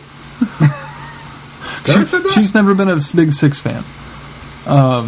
So if this continues really well, I'm going to have to introduce her to this story. It might change her position a little bit on Colin. That's it. Okay. Well, the next one, obviously, is the 6th issue of Doctor Who Prisoners of Time, which focus on the 6th Doctor, Perry, and Frobisher, which I thought was interesting because I believe, thinking back, this is the first title of this series that we have gotten a non-television companion. Yes, it is. Yes, it is. So I thought that was kind of interesting. That is interesting. And one that technically appeared in spin-off media. Yes. Well, I suppose non-television would all be spin-off media. Frobisher has been in the comic books, and Frobisher has been in Big Finish audios. And I believe in some of the novelizations as well, right? Or am I incorrect on that one? For certain in the comic books or comic strips, and I should at say. least 2 Big Finish? Okay. I don't know about novels. I haven't listened to any of the Frobisher stuff, so... what threw me in a good way was the opening panel, that big splashy one-page shot, the TARDIS in Antarctica, and there's the Doctor and Perry and snow and ice and Frobisher. Mm-hmm. And all these penguins. And it dawned on me, the genius of that, Frobisher's a comic book creation. We're doing a Doctor Who comic book. Yeah. Of course he's going to be in there. I would have never thought that. I just never assumed he would have been in there. I didn't either, but that's because we've only had television companions up until this point in this particular series. So I was quite surprised to see it. Now, and this is everybody has had multiple companions, though, with the exception of the 4th Doctor, because the 4th Doctor was just 4th Doctor and K9. Leland K9. Oh, K9. Yeah, that's right. So never mind. How hurt you were. You see how upset you made him. How could you forget K9? I forgot K9 was in that one. So it did have multiple companions. The 6th Doctor never had multiple companions on screen, so he only ever had one companion at a time. That's true. Well, he did. Only one companion. The 7th Doctor never had multiple companions. Yes, he did. On screen. Yes, he did. You're not counting Dragonfire. No, I don't think that counts. Oh my gosh, that totally counts. Mel was there. Ace was there. It was a transition episode. It was, but that's two companions. Yeah. The point is, the 6th Doctor has never had 2. Even when there was the transition between okay. All right. his companions, which we'll see in a few weeks, is not a I'll allow it. transition. So we know he's had multiple companions. Obviously, Evelyn. He's had Perry, Charlie, in some wibbly wobbly way. We'll find out. Yeah, and Frobisher. Not to mention there are probably others in other media, but I thought they handled Frobisher really well for not really knowing what Frobisher is. Wait, he had another revelation. Stephen Moffat, in the 50th anniversary, John Hurt's Doctor will be revealed to be Frobisher, a shapeshifter. Not actually the Doctor. Not actually the Doctor. How awesome would that be that they've set all this stuff up and then he morphs down into a penguin and all the fanboys lose their mind?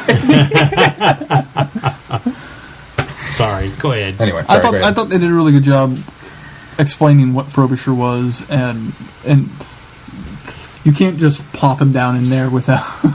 Especially in a title that's not people are picking up because it's 50th anniversary, because it's... I have a feeling people are picking this particular series up that may not be comic book fans, may not be people that have listened to a lot of the Big Finish to know who Frobisher is. Which, according to this, there's only like Keith, 2 he's been in. I agree with Keith that this does a really good job of explaining who Frobisher is. And I thought his character was really enjoyable.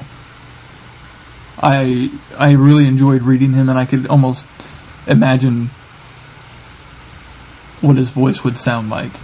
I don't know how to explain that, but it was just, he was just so enjoyable to read and realized that I'm interested to see more Frobisher now.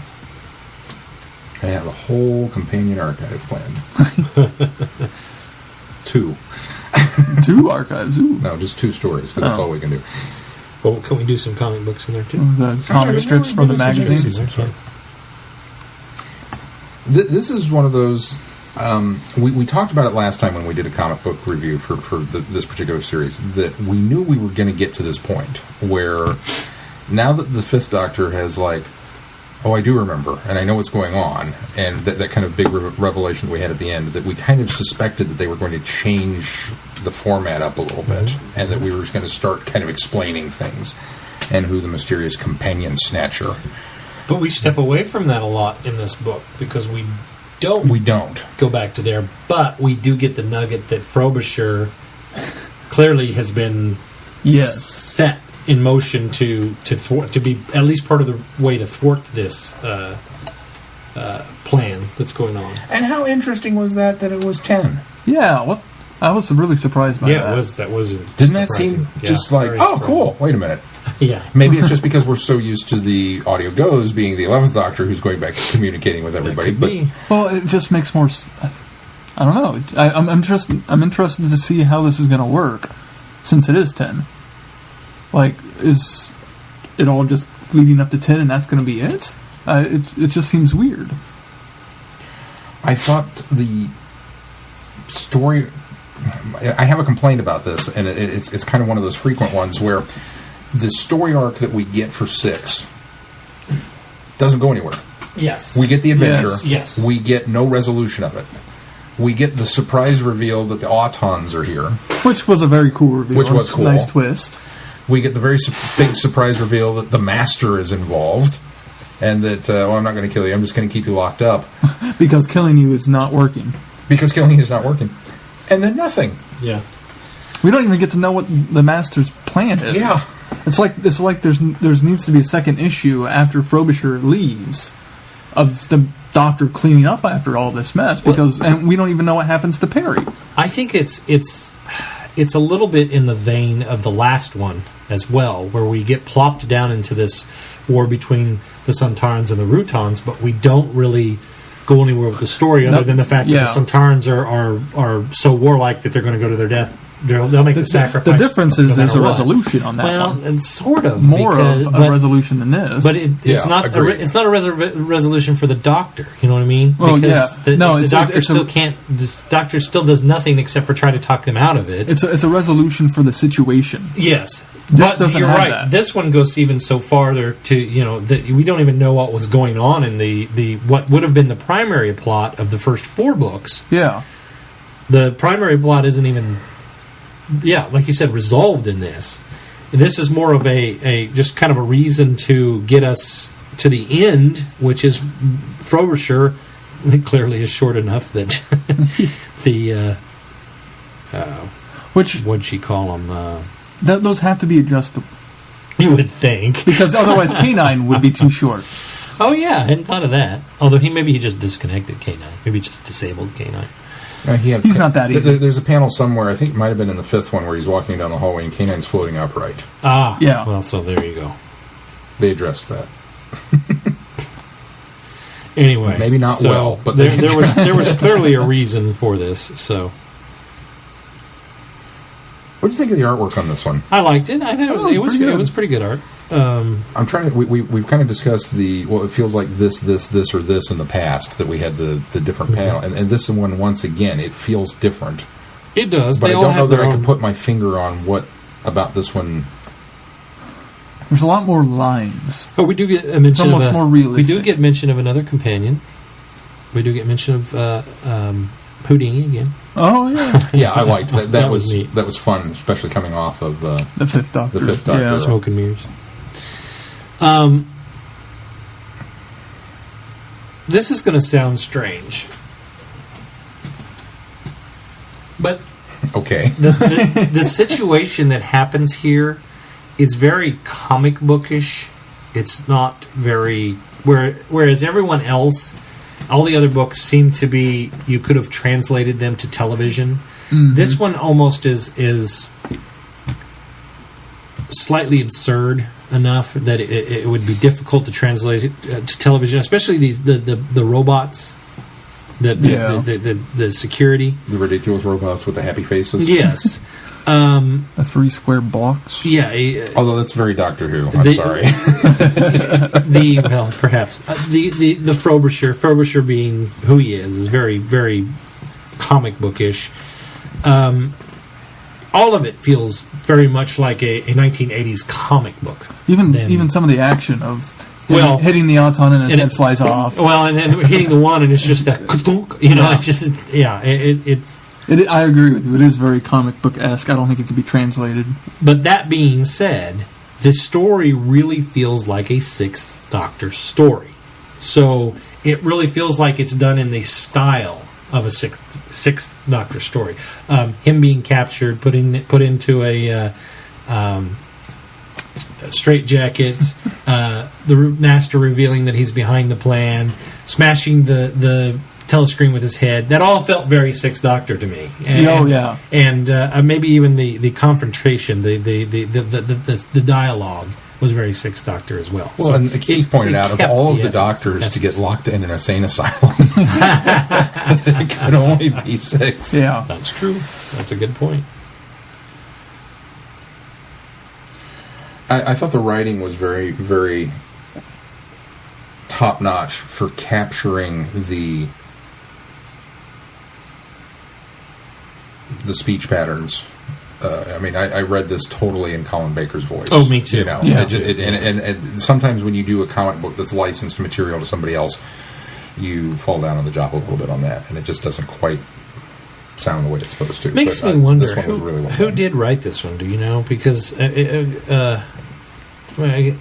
Scott and David Tipton. It is the Tiptons. It makes me wonder how much of the Sixth Doctor stuff that maybe in the strips that the Tiptons did. Because you're right, it very. I was the same way. I could hear Colin Baker speaking these lines. Are you saying the Sixth Doctor strips from the time, or from what time? From Doctor Who magazine. From Doctor Who magazine. Yeah. No, I don't think there's a nice little thing at the end of the issue.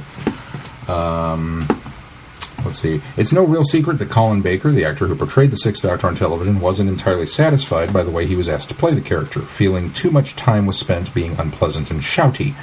He enjoyed exploring the darker side of the Doctor, but still wanted to retain something of the Doctor's joy at the universe rather than yelling at it. It is therefore no surprise to learn he was a huge fan of the concurrent run of comic strips featuring his Doctor. This pleasure can be laid squarely at the feet of 3 people: writer Steve Parkhouse, editor-writer Alan McKenzie, and most of all, the gorgeous black and white artwork of John Ridgway. So those are the people who did that. So I wonder if and maybe this is a fun little Tiptons story did too, it in the vein, since that is alluded to. They seem to have a lot of I wonder history. if they did it more in the vein of the Sixth Doctor strips, because I haven't read a lot of them, but I wonder if they sort of borrowed from those, and maybe that's why there's a certain feel here as well. It seems like they've really gone back and looked at whatever comic history there was for the classic Doctors in preparation for this. Because, like, looking back at, like, the back page of, like, the first and the second one, there was a lot of information and details about the history of Doctor Who as a comic. So I bet they did their research. Maybe so, then. Yeah. And want to do justice to what came before them. I wish I had read more of this. Caustic, smart, and comical, passionately loyal. Frobisher was both the most memorable and the most recognizable companion ever created purely for the comic strips. For a while, the Doctor and Frobisher were also joined by TV companion Perry Brown, and Frobisher and Perry had a delightful brotherly-sisterly relationship, playful and cheeky. When Perry left the strip, Frobisher was left despondent. And now I really want to read these. Well, you can. They're all collected. Yeah. We have to now. Yeah. I mean, well, it's not like those books. Put that on the agenda with the companion we'll put it in there with Frobisher. But it's not like the Target novelizations that apparently don't exist anywhere. Right. And thank you again to IBW for not only providing us with an opportunity to read IDW. That's what I said. You said IBW. IDW. Yeah. I heard IB. I heard IBW. IDW. For not only providing us the opportunity to read these, but for rescuing all of these Doctor Who comics. I mean, because they've been collecting them and archiving them and putting them out and doing a great job. Collections, which is great. But so, once again, I'm left with that unfortunate, I enjoyed it, but I can't wait to figure out where you're going with it. And maybe that's the sign of all things of a good comic book, when I can't wait for next month so that I can go and get it. That's there's something to be said for that, because a lot of comic, you need that. Yeah. Otherwise, people won't come back every month. And I love the doctor's comment at the very end. His remembrance comment about, I remember now he's taking them all. I remember. Oh, I am a clever one after all, aren't I? That was so Colin. I just loved it. All right, well, Sean, have you got the schedule pulled up? Momentarily, I will. Okay. Well, Sean, then when you get it pulled up, tell us what's up next on the schedule. We've been talking about one part of it. Mind Warp. It's Trial of a Time. More Trial of a Time Lord. We're going to get some Mind Warp in, which is next week's Friday Night Who, with special guest star, and I'm not sure if I should reveal it or not. There's a special guest star in Mind Warp? Special guest star in Mind Warp. Oh! Is that when Brian shows up? That's when Brian shows up. I am so ready for some Brian Blessed action. I was watching something, and Brian was on it. We're so excited to have some Brian Blessed action. Gordon's alive! I love some Flash Gordon. I love Brian Blessed. I love anything Brian Blessed is in. And then we're all, also doing Big Finish. Well, you called it Big Finish. It's Audio Go. Although Big Finish is producing it. I've called them all Big Finish. That's one of the reasons why you'll appreciate the Pirates. Brian Blessed is in it. Does a voice. Oh, damn it. Now I have to watch it. And his role is awesome on it. I forgot that he was in it. He is in it. Okay. He has a great role. All right, I'll watch the pirate movie for Brian Blessed. So yeah, we're doing Mind Warp, and then our show will be our reviews of Mind Warp and the Big Finish / Audio Go audiobook Destiny of the Doctor 6, which I don't have an actual title for. That was Paradise. Something Trouble in Paradise. Trouble in Paradise. Can I tip my hand? The following week. Oh boy! Have you guys not listened to it? I have not listened to it yet. The following week, we're going to do Terror of the Vervoids. And then our show will be Terror of the Vervoids and Doctor Who Revisited 6. And once again, thank you to Brenda for getting us a copy of that. And then we finish July with the last episode of Trial of a Time Lord, The Ultimate Foe. And then our show that week will be The Ultimate Foe, the overall arc of Trial of a Time Lord, and the Sixth Doctor era discussion. Right. And I will get that post on Facebook shortly. And I'm going to go ahead and do something. The poll. And I'm going to do something a little different. I am going to go ahead and include episodes of Trial of Time Lord that we haven't reviewed yet, simply because we will have watched all of them by the time we get there. Totally. Which means you will have the entire run, except for Glenn's favorite episode. We've watched all of Colin Baker. We will have watched all of Colin Baker, with the exception of Twin Dilemma. So you had Twin Dilemma to look forward to after this. No, I don't.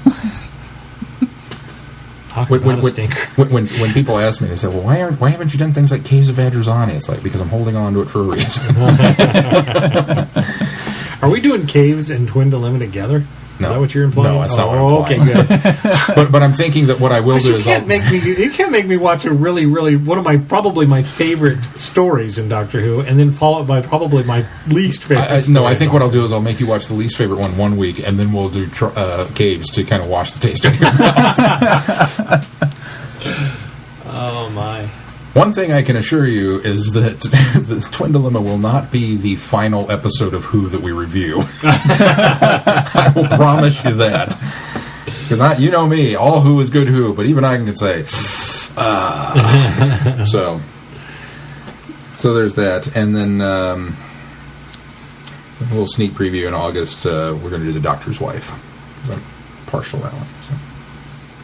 And Paul McGann comes back in August, too. Paul does? What's Paul coming back in? We're finishing up the Divergent Universe in August. We're going to squeeze some Sylvester McCoy in there. Shouldn't we save that for... That's what I was wondering. September? Maybe we got to push that to September. No. We got a lot of Paul going on in September? We will have Paul in September, yes. Okay. Well, I guess it does continue after the Divergent Universe. It's not like it's not like we're done with Paul with the end of the Divergent Universe. So we'll continue there. But I know everybody's anxious to get out of the Divergent Universe, so I kind of thought, you know what, we're just going to go ahead and knock it out.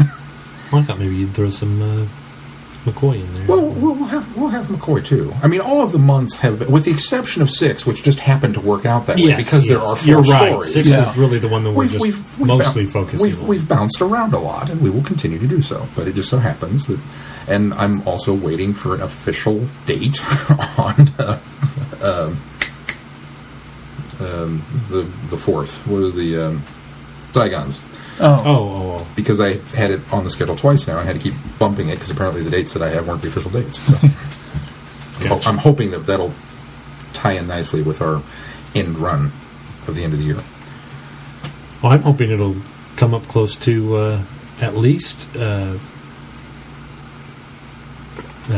10th anniversary, or the 50th anniversary special, so the Keith that's what it's see it before. Oh yeah, no, we'll get it watched before then for sure. October 8th. October 8th. That's what TV shows on DVD is saying is when Terror of the Zygons will be out. Is that the UK? Or no, the this US? is US only. Okay. The TV show the cover is just yes. I saw it this week. Oh wait, go back to the screen. Well, yeah. Hold on. There's that one. Oh, that's cool. I like that. And then the month ahead will be Stream of the Chocolate and the Ice Wars. I forgot Scream of the Chocolate was getting its I own did DVD. too, actually. On September 17th. It's actually my mother's Where do birthday. I put Shaka in my collection? Do they Right next to the between right 8 next and to 9? the right next to Shauna? yeah, right. Well, right next to the Or do you John put, Hurt Gears. do you put Shaka between the movie and the Eccleston season, or do you put it at the beginning with the Lost in Time? what is this guy's name? Why can't I think Great of his name Intelligence? tonight? No, the Richard guy E. Grant? the first doctor that William the Hartnell? VHS guy. The VHS guy. Peter Cushing. Cushing. Oh, Cushing. Why can't I think of Cushing's name tonight? I don't know. Because I have my Cushing tapes at the beginning because they're alternate. Oh, and here's the cover for the second. Oh, that's cool too. Poor Sylvester. It's not his best picture. Was it? Emblazoned with that face. Forever. Very clownish. So that means they're going to do. And there's going to be 3 Doctors Revisited DVD sets. Yes. Which I have a sneaky suspicion I'm going to have to purchase that as well when it comes out, just for the sake of being the completist and going, yeah, I got that. Even though you'll have had everything. Yeah. You have everything in them. You'll I know. Need them twice. I know. But I want it because go. it has the retrospectives. The retrospectives on it. And it would be somebody I'm interested in watching some classic Who. That'd be a great here. Just take this. Take this. Here are 4 stories. Yeah, and it's a little Enjoy. special to give you everything you need to know, almost everything you need to know going into the era. Right. Agreed. A primer. All right. Anything else really. on this schedule that we need to know about? No, that was it. All right. Well, if that's going to do it for this week, until next week, I'm Glenn. I'm Sean. I'm Keith. Cheers. Good night, everybody. Be seeing you. Keith, read to me some more. He cried half his time and laughed the other half. He cried when he had to climb the dark flues, rubbing his poor knees and elbows raw, and when the soot got into his eyes, which it did every day. You have been listening to Traveling the Vortex. Doctor Who and all of its associated programs are owned and trademarked by the BBC. No infringement is intended or implied.